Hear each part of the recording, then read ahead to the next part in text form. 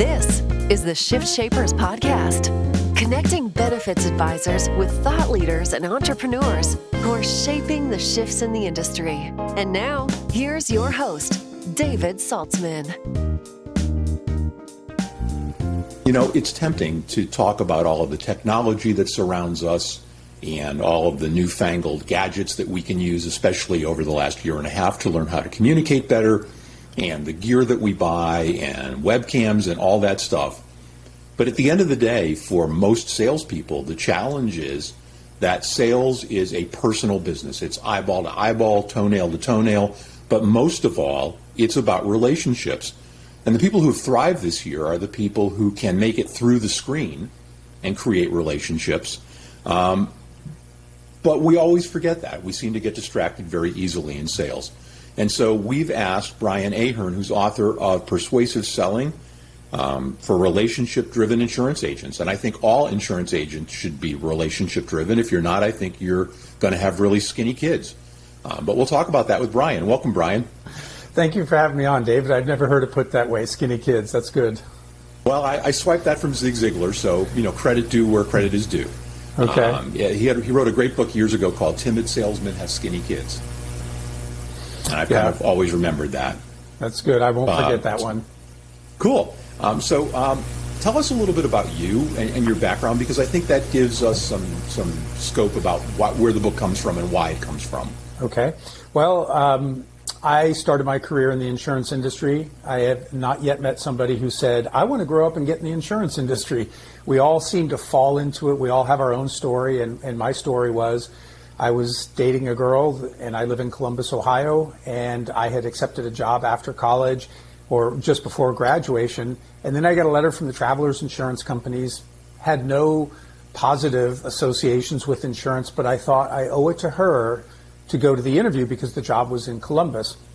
I liked what I heard, decided I could stick around, family and friends, took the job, and then the very first day of work, I met my wife of now 33 years. So that's the best thing I got out of insurance, in addition to a great career, but happily married for 33 years.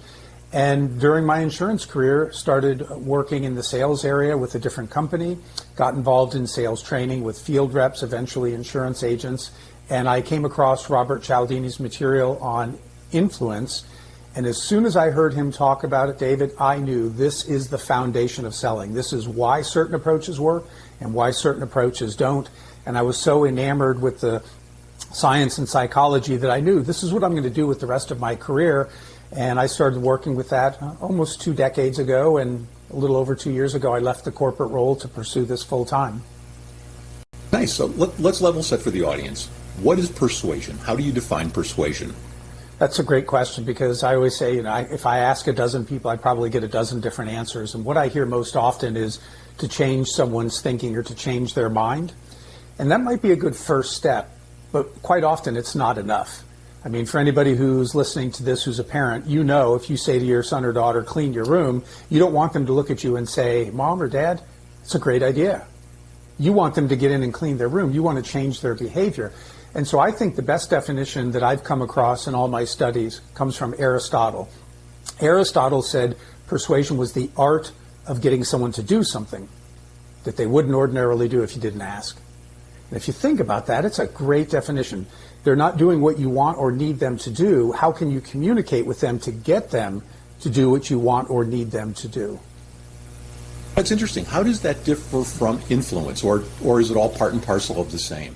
I look at it all as the same. I look at influence as kind of the umbrella over everything, but the actual act of persuasion, and we talk about persuasion and what you do after, but really for me it's all under that same umbrella. So, all right, let's talk a little bit about persuasion. If you're an insurance advisor, how does persuasion fit into what you are doing and your approach to a prospect or a client? Okay, great question. Persuasion is about arranging for somebody to be receptive to your message before you ever ask. I like to call it setting the stage. What might you do to change where they are mentally, physically, or emotionally so that they're more open to what you might ask? And let me share a quick bit of research that will really drive this home. Then I'll answer how the agent can use this. Great. Imagine this, David, you walk into a grocery store and somebody like me greets you. And I say, hi, I work for a marketing firm. We represent ABC Company. They've just come out with a new type of pop, and we're asking customers, if you're willing to give us your email address, we'll send you an email with coupons for free samples. Would you be willing to give your email? And in that scenario, 33% of people said sure, and they willingly gave their email. At a different time, 76%, 2.5 times more people said yes to the exact same request. The difference? They used a persuasive opener. When you'd walk into the grocery store, instead of launching right into that pitch, I would ask this question: excuse me, do you consider yourself to be adventurous, the kind of person who likes to try new things? Well, that's called a single shoot question. You're looking for confirmation, and we can all think of a time or two where we were adventurous, and we can all think of times where we've tried new things. So virtually everybody said yes to that. Then they'd step in and ask, would you be willing to share your email, and we will give you an email for free samples. So they changed where they were mentally before they made their ask, and that was the difference between 33 and 76%, because what followed was exactly the same. So when you understand that, and you think, if you're an insurance agent, maybe somebody is very risk tolerant, they just don't want to buy much coverage, but you know they have a risk. What might you say or do to get them into a more risk averse state of mind, where they want to have that additional protection? And so you think about, sight, sounds, surroundings. What are those things that you might tap into that might get that person more conservative in their thinking, so they're more open to entertaining the idea of taking this coverage that you, as that professional, know they need? So translate that into what, as an insurance advisor, you might use as an open and then a follow-up. In terms of an open and a follow-up, if you're talking with somebody who is very risk tolerant, but you want them to be more risk averse, or is that? No, if you want to increase your chances, if you went from 33 to 78%, if you want to increase your chances of turning a prospect or a qualified prospect into a client, and you want to use a persuasion question, would you ask the same kind of thing about risk if you were trying to move them like from a fully insured to a partially self-funded plan, or how would that actually work in a sales situation? So that would depend exactly on what you wanted to accomplish with that person. Again, somebody might be risk tolerant and you want them to be more risk averse, because you would just not feel good as that agent if something that was potentially uncovered.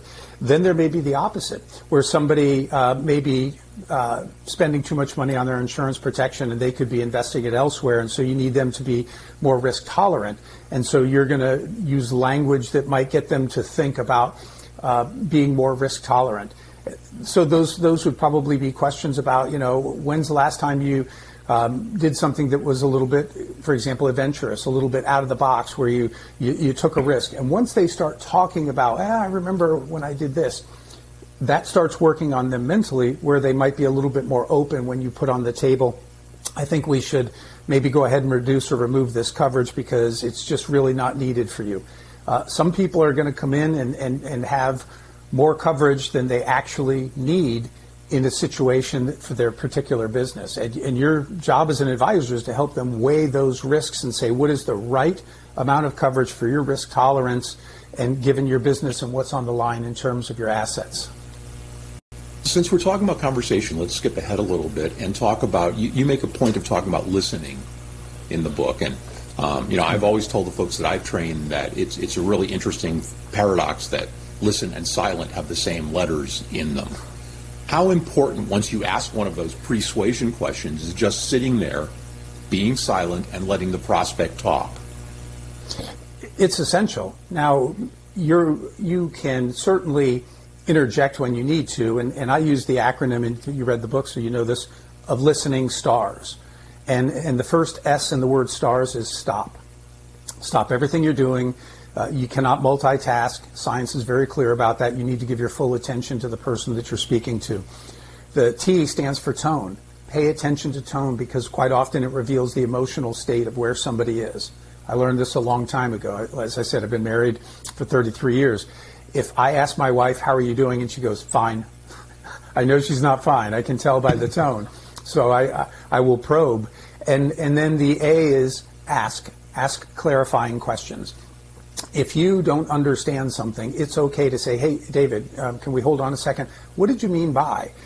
that shows I'm involved in the conversation. That's also helping me clarify that I understand what you're saying, so there's not going to be miscommunication.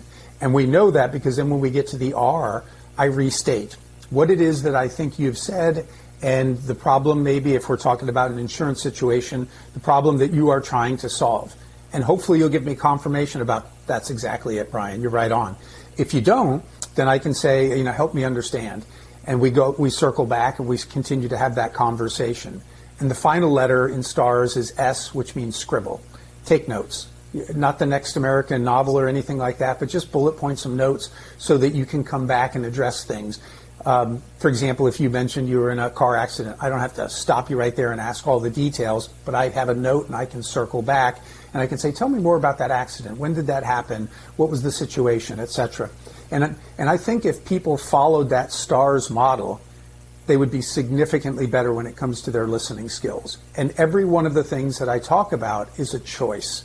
When we say it's a skill, it's not a skill that you don't possess. Like, I never could dunk a basketball. I'm only 5'9", I weigh about 210 pounds. I was really into weightlifting and things, but I could never jump. I could never dunk a basketball. That's a skill that I do not and will not ever possess. But listening starts with a choice. And the more you make the choice, the better you get at it. And yet one of the things that you talk about in the book seems to be the antithesis of that, which is advisors show up and throw up. And that seems to me always to preclude conversation. I think there was a study out of Purdue's business school a couple of years ago that C-suite level people would much rather have a conversation than see any kind of a presentation. How do you transition from that comfortable place of I have a PowerPoint, it's got 8,432 slides, and I'm going to show them all to you in the next 10 minutes, to being able to have that conversation and being able to stop and listen? Mm-hmm. Well, I think in the case of insurance agents, I would never expect an insurance agent to launch into some kind of presentation the first time I met them. I think when you're looking at the sales cycle and prospecting is just hoping to get that opportunity for the first meeting. In that first meeting, one of the biggest things you need to do is build rapport. Now, you may not do business with me, David, because you like me, but it's almost guaranteed if you don't like me, you'll never do business with me. So that is kind of laying a foundation. And once we start to build that rapport, and in that process, part of what should happen with me is I use this principle that we call liking. And liking simply says it's easier for us to say yes to those we know and like. But this isn't so much about you or me getting you, David, to like me. This is about me coming to like you. And the more I get to know you, the more I find out things that we have in common, the more I can see things that are worthy of a compliment, and I pay you those compliments, I am convincing myself what a good guy you are. And that makes me want to put forth my best effort. And if you're really sensing that, if we're having an authentic conversation and you think, wow, this guy Brian, I like him, but I can sense he really likes me, you become much more open to whatever I might put on the table in terms of your insurance protection, because deep down we believe that friends do right by friends. And the more I get to know and like you, the more I do want the best for you. And I say that we create kind of a virtuous cycle in that. So there's no chance to launch into the 8,000 slide presentation if I'm really following this pattern. But by the time I get there, and I might say, David, it seems like we've got something going here, and I would love to do business with you. Could we have another conversation, maybe at another time, where we really dive into your insurance needs? And assuming I'm going to be able to meet those needs, I'd like to come back and share with you a proposal and how I would see our agency working together with you. Is that fair? And I think if we've built that rapport, you're probably like, yeah, I'd be happy to have you take a look at this. Oh, but you use the A word, which is authentic. Mm-hmm. And I think, in my experience training advisors, an awful lot of folks go out and they try to be a character. They try to be who they think the prospect expects to see, rather than being themselves. Is there some way to break that cycle and to remember to just be who you are, and that not everybody's going to like you and do business with you, yep, but the people who do like you and who do business with you may be clients for life? Absolutely. I think a great way is starting with yourself and knowing who you are. Ben Franklin said there's 3 things that are extremely hard: steel, diamonds, and to know oneself. And once you get to know yourself and you're comfortable with who you are, that's where I think you start to become authentic. So I will say, I know that I come across most of the time as a pretty serious person. I mean, that's just the look that I have. And I do sometimes to such a point where my wife literally for my birthday a few years ago got me smiling lessons. She hired a guy to teach me how to smile. Wow. Okay. But what I have learned about myself is my more serious nature, and I'm actually not very serious when you get to know me. You know, the conversation we were having beforehand, we were laughing about some things. I'm really not nearly as serious as I look, but I've learned to be comfortable with that, because then when I say something that's funny, it cuts across the grain, it comes across even better because people are like, oh, I didn't expect that.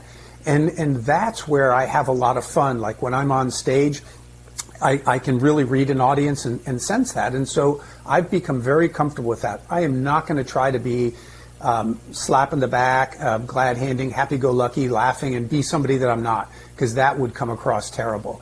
But when I come across as who I am and I just naturally, joke and things, that's where I think people really respond. And so for the audience, it's get to know who you are, leverage the things that you have that are strengths in a way that just feels so comfortable to you that it makes the other people feel comfortable as well. In addition to knowing who you are, you have to spend some time knowing who your prospect is. And I know one of the things that you talk about in the book, and for some people this may be old hat, but they don't really think about it, is this driver, expressive, amiable, logical quadrant system. Can you give us a little bit of background about that, where it came from, and how to best use it in a quick read of your prospect? Sure. Well, when I started doing training around Robert Cialdini's Principles of Influence, there was a young guy that worked with me at the insurance company, and we had brought in some outside firm to do some baseline sales training. And one of the things that they did was they looked at a 4-quadrant kind of a disc profile. And I'd been through that type of training before, and it was like never utilized after the training. It was a waste of time, and I didn't want this training to be a waste of time. And this young guy said it would be really cool if we could somehow align these principles of influence with these different personality styles. I thought, that's a good idea. So I surveyed my blog readers, and I would ask them to self-identify, and I'd give them the characteristics of what I call a driver, which is a task-oriented, controlling individual, an expressive, which is the relationship-driven person, but still likes to be in control. Amiable, that's the relationship person, but more focused on self-control. And then the logical is the task-driven, self-control focused. And I changed some of the words around because that spells deal. And we deal with people every day, and as salespeople, we hope to close deals. So I think it makes it very memorable. But I let the blog readers self-select, and then they went in and they took these surveys, and I had a young actuary work with me. We analyzed the results, and he gave me a thumbs up that the results looked valid. And then I could come back to people and say, you know what, it appears that there are certain principles of influence that are more effective with a driver versus an expressive or an amiable or a logical. So it was just a different way to look at how to use this psychology if you felt you had a handle on the person that you are interacting with. That makes sense. We've got a couple of minutes left. I was intrigued by one of the things you said towards the end of the book, which is a concept called close without closing. Mm-hmm. What is closing without closing? The number one question I was always asked when we would start the sales workshop was, what's the best way to close? And my response to that was, the best way to close is the first time you look somebody in the eye and you shake their hand. Everything builds from there. And if you do your job well, if you are utilizing these principles of influence to inform people along the way, because you're understanding how people think and behave, and so you're communicating in a way that makes it easier for them to understand the merits of what you're offering. If you're doing this well along the way, if you're looking to utilize what's called the Upfront Close to clearly find out what's going to be required for them to make a change and potentially do business with you, then everything should be flowing into just a natural conversation so that you're not having to put some kind of hard close on somebody, but towards the end to be able to say, David, when we first talked, you said that if you were going to make a switch from your current agent, whom you've been with for quite a while, you were going to need A and B and C. I think we've not only done A, B, and C, but we've enhanced your program by doing D and E as well. Is there any reason we can't go ahead and just get the paperwork going today and just have that very conversational approach? I'm reminding you of what you said you needed to do, or what I needed to do, and I'm clearly showing that I've done those things. and that taps into this principle we call consistency. And then I'm just being very clear and asking for what I would hope for, and that is, can we do business together? And that's a great place to end our conversation for today. Brian Ahearn, author of Persuasive Selling, and we'll link to the book, and we'll also make sure there's a link to Brian if you want to reach out and talk to him and learn more about what he does. Brian, thanks for sharing your expertise with the Shift Shapers audience. It was my pleasure. Thank you for having me on.